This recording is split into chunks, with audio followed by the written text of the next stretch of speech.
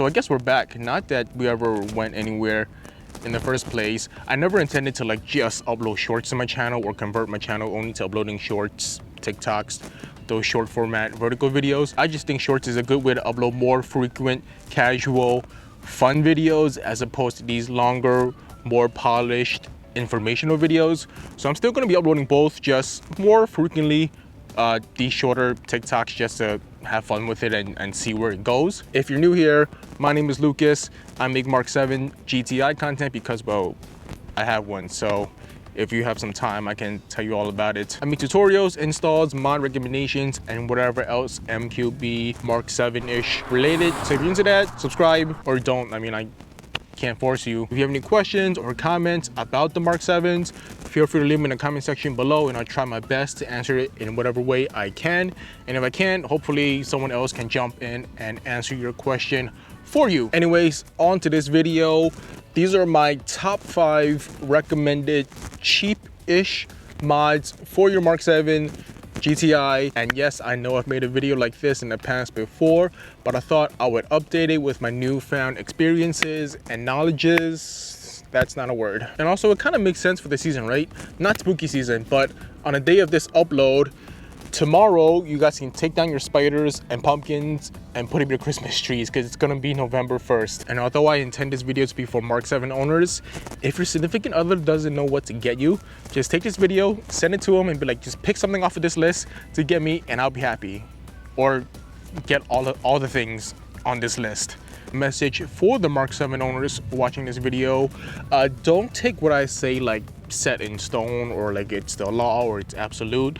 It's purely based on my experiences and my opinions. So just merely take this video as a guide, something to give you ideas, especially if you're a newcomer, on where to start modding, building a car, whatever you want to call it. Keep in mind it's just based off of my opinions and experiences after about like 5-6 years of owning this 2016 MK7 GTI. And it's just information that I wish I would have known when I first got it, so I wouldn't, make mistakes or just, waste money and time. So, just watch this video as a guide. Hopefully it'll give you some ideas. Hopefully it'll help you. And if there's something that I might have gone wrong, feel free to leave it in the comments below and let me know. And I'm about to punch this fly. Feel free to leave your thoughts and whatever experiences you might have or anything that I might have missed. Feel free to leave them in the comments below and maybe it'll help someone else that comes across this video. For example, look at this shit. This is on my hatch. I basically stripped the bolt trying to install the automatic pop hatch.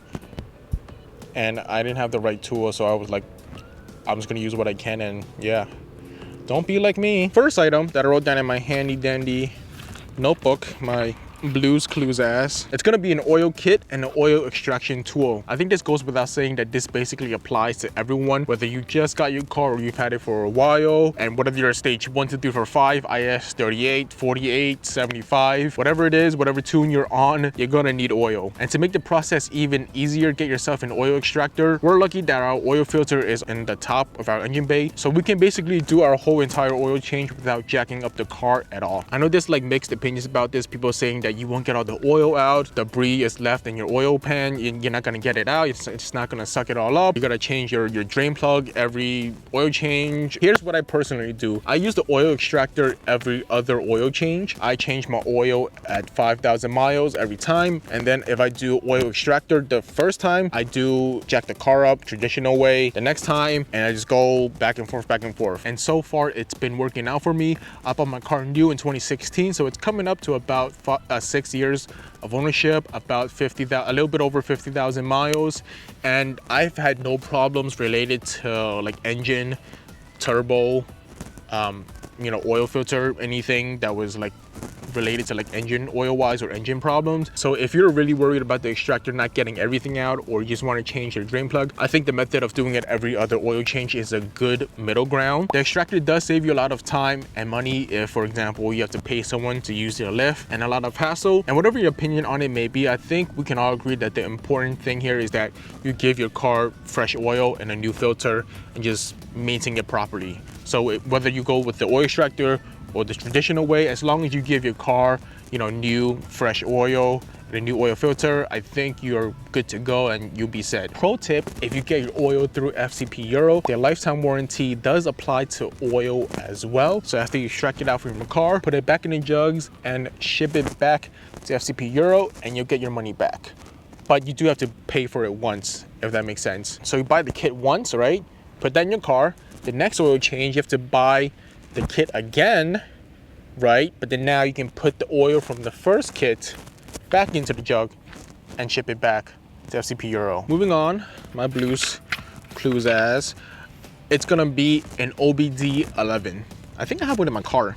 So this is the old original OG one that works for Android only, but now they have one that works for iPhone as well. And what it does, it basically gives you tweaks for your VAG vehicle, your Volkswagen Audi group. It's specific to Volkswagens and Audis only, and whatever is in the VAG group. But it basically allows you to access your car's ECU and kind of tweak the settings a little. If that makes sense, that's as layman terms as I can put it. If that's, is that even what it's called, layman terms? It kind of acts like one of these older, you know, traditional OBD readers, right? So it can read you codes, whatever engine or whatever dash lights you have. And in addition, allows you to access and tweak the car, but only VAG vehicle specific. And when I say tweaks, it's kind of like the stuff that was already in your car, but it's kind of like locked out from Volkswagen. So you kind of unlock it. For example, opening and closing your windows with your key fob, turning your traction control completely off, the Urban Joke taillights, and there's a whole bunch more. I made a bunch of videos on this, so it'll probably pop up in one of these corners. And one of the great things about it is that it's not just for your specific, you know, GTI or whatever, you know, like a tune that you can't resell afterwards. It works with whatever VAG vehicles you have or you may get. So you kind of just keep it for the long run, and you can also help your friends, or you know, even ask your friends to help you and tweak your car, and you don't even have to get it. A pro tip about it is that everything is account linked. I think now they're doing like some subscription BS, but if you've made an account like way back then, you can still have all the features without subscription. It's just if you make a new account now, it's going to be subscription based. And why I mentioned that it's account linked is because if you're buying used, right, people might say like, oh, there's still 200 credits left on this, or X amount of credits. It's based on account. So if you buy used, you have to get their account. For example, if I like log into a new iPhone right now, right, then if my account has 200 credits, those credits are going to go to me. But if I sell my little Android one and I give it to someone and they log into their accounts, they will start off with no credits. So just something to keep in mind if you buy used. The third item I've written down is the rear wiper delete.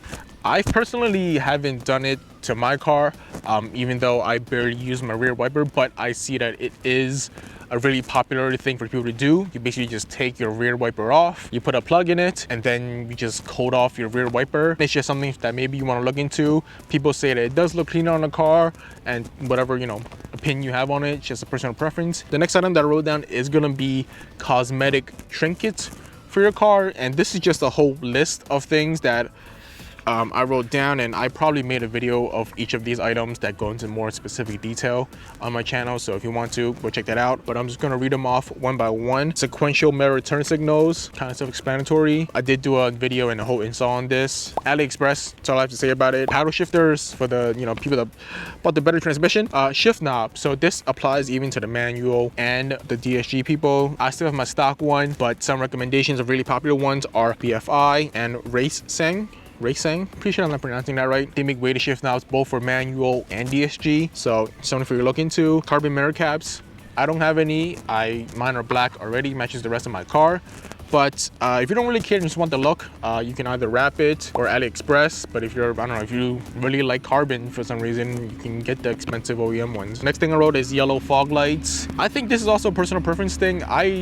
You know, I didn't want them at first, but it kind of grew on me, and I ended up just getting the Laminex gels that you kind of stick on, and it's basically like a tint for them. And now my fog lights are yellow, and I kind of really like them. You know, I know it's kind of like a JDM thing on a Volkswagen, but I like them.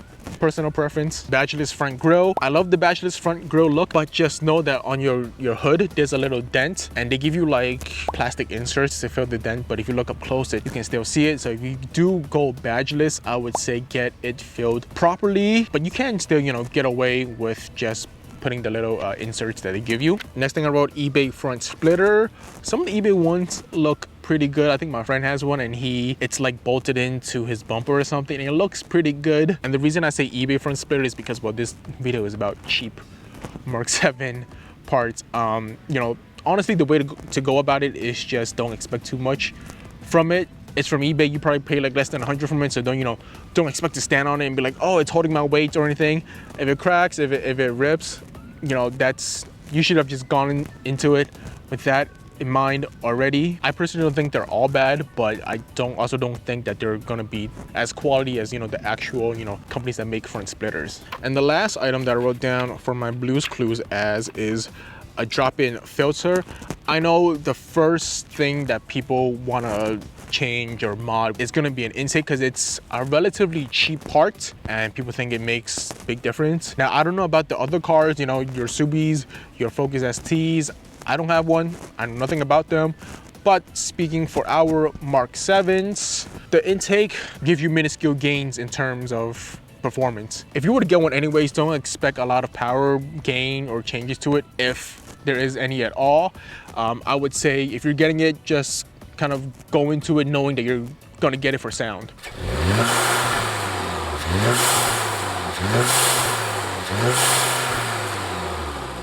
I have a K&N open intake, and I'm pretty sure it doesn't do anything in terms of performance, but when I get on it, it does make a nice whooshy turbo sound. I know it's a really popular mod, and it's kind of like the first thing people get, and a lot of people spend like 600 on, you know, the APR carbon fiber one, and a lot of people that I've asked and even made a post in the Facebook group have said that they kind of regret getting it because it doesn't really do anything. Instead, what I would recommend that you get is a drop-in filter that should be better than stock, but it's also affordable. And then I would say you could remove the snow guard plus like a turbo inlet pipe, and then what's it called, all those inlet pipes, where you can upgrade those, and you should have something that's better than stock, but yet you're not breaking the bank. In one of my previous videos, I've asked Stealth GTI what he'd done to his intake, and that was, you know, his way of doing it. And he said he's done all the research, and apparently his, you know, that intake setup is good for up to 500 horsepower, and you're not breaking the bank. So remove your snow guard,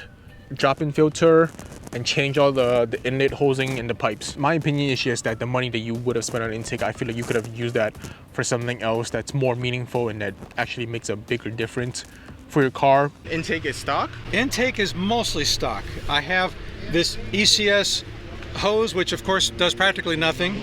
A big bore intake by ECS, which does a teeny weeny little bit, and then my snow screen has been deleted. And all of that, according to, I keep forgetting this guy's website, it's like mygolfmark7.com, or it might be mymark7golf.com. He's got all this airflow testing. I think I know exactly what you're talking and about. Basically, this setup here flows more than APR's closed intake, $500 closed intake. Intake. I'm a skeptic about intake, so I'm happy with this.